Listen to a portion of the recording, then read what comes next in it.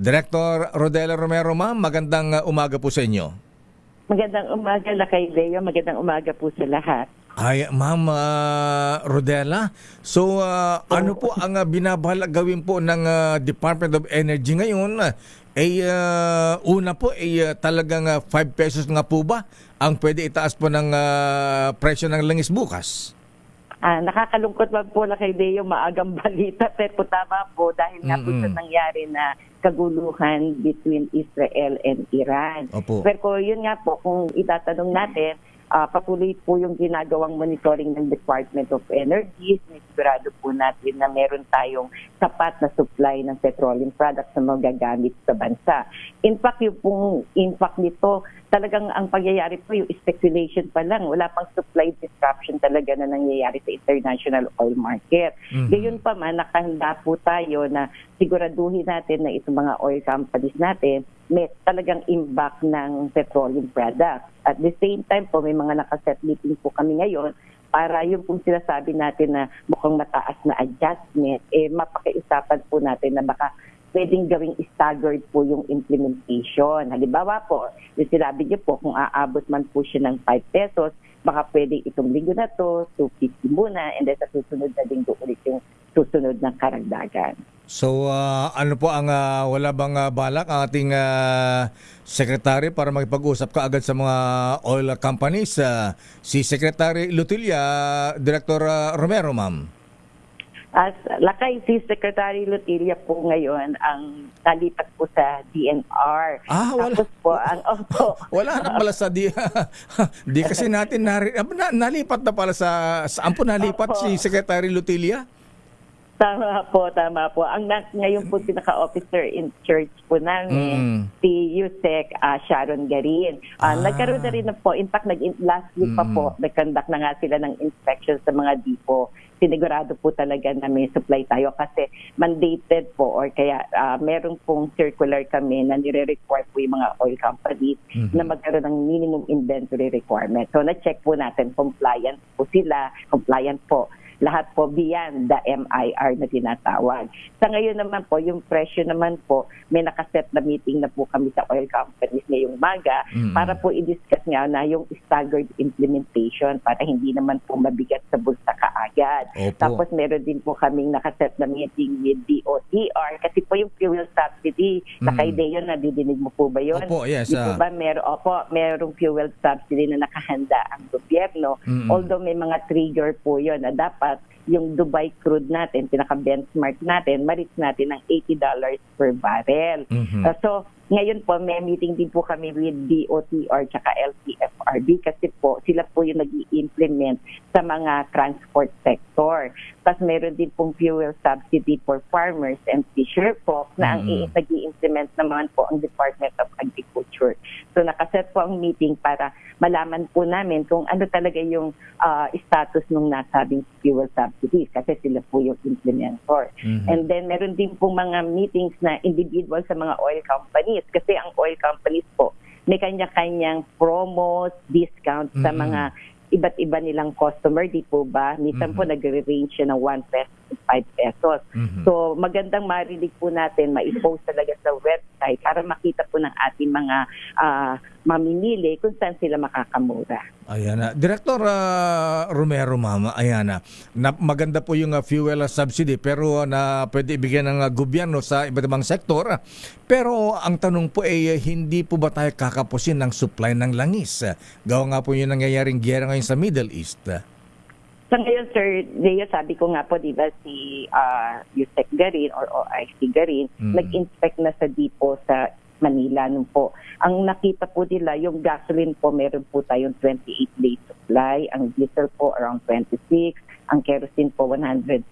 Na beyond dun sa nire-require po natin talaga sa mga oil companies. Tapos sa mga oil companies naman po, sabi ko nga po sa international oil market, wala pa naman pong supply disruption. Walang pangyayari na talagang na hindi nakarating yung mga in-order nilang supply. Rather, mga haka-haka na kung sakaling masasara ng Strait of Hormuz, baka yun nga, mahirapan yung mga barko na nanggagaling sa Middle East na kumuha ng kanilang produkto. At saka yung OPEC, ano po ang reporta sa kanila?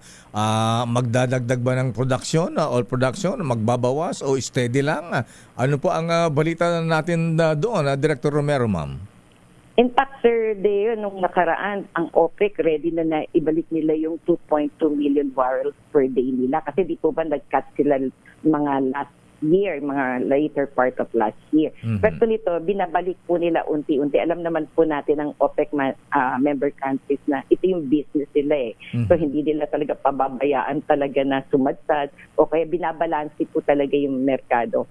At saka generally po talaga, yung world supply versus the world demand, maliit lang po talaga yung pinaka-sobra. Kumbaga sa kung meron po tayong around 105 na world supply, ang world demand po mga 104. So 1 million barrels per day lang po yung sobra. So any kind of disruption, talaga maaapektuhan yung presyo. Meron pong supply, mahal nga lang po because of the premium nitong kaguluhan na nangyayari. Wow.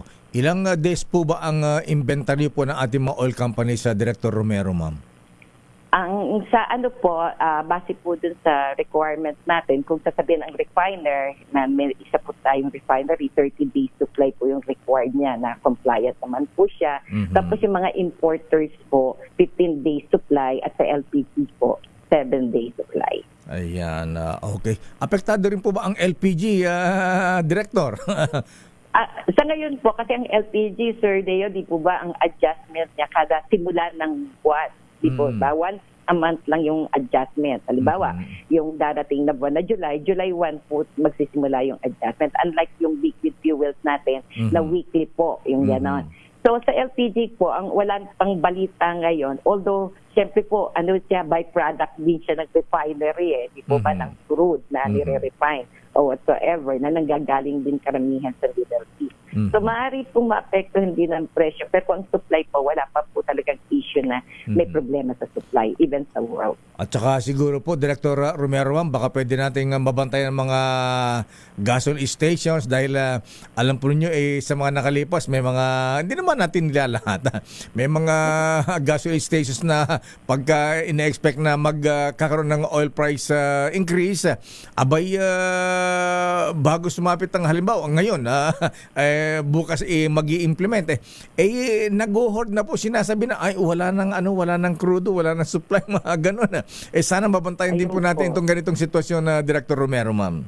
Tama po, Sir Deo. Kaya nakakarating po sa amin yun. Kaya talaga pong kung merong mga pangyayari na gano'n, ipaalam po sa Department of Energy kasi nire-require po talaga po namin silang mag-explain na mapatunayan nila na nung day before the adjustment, wala talaga silang supply. So kinukuha po namin nila yung record ng inventory po nila. May suggestion po ba sa mga oil companies, ma'am, kung magkano ang staggered? Baka yung 5 piso, baka pwedeng kalahati lang, ayan, 250 o 2 piso lang?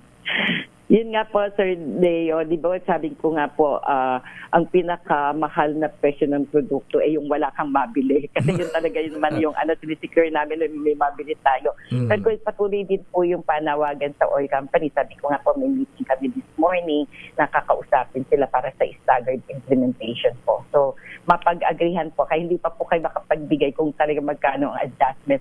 Yung moral suasion po namin, maaari po sana pakinggan ng oil company.